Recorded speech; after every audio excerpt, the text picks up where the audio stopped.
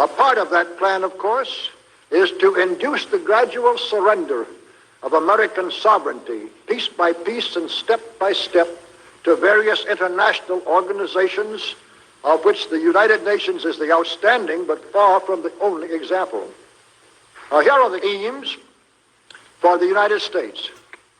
1, greatly expanded government spending for every conceivable means of getting rid of ever larger sums of American money as wastefully as possible. 2, higher and then much higher taxes. 3, an increasingly unbalanced budget despite the higher taxes. 4, wild inflation of our currency. 5, government controls of prices, wages, and materials, supposedly to combat inflation.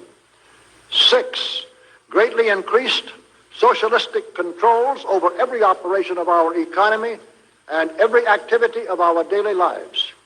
This is to be accompanied naturally and automatically by a correspondingly huge increase in the size of our bureaucracy and in both the cost and reach of our domestic government.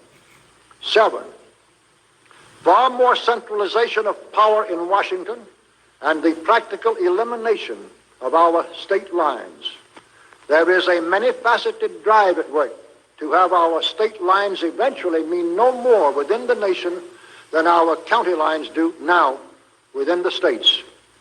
8, the steady advance of federal aid to and control over our educational system, leading to complete federalization of our public education.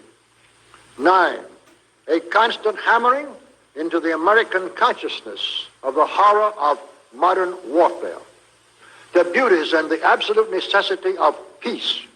Peace always on communist terms, of course. And 10, the consequent willingness of the American people to allow the steps of appeasement by our government, which amount to a piecemeal surrender of the rest of the free world and of the United States itself.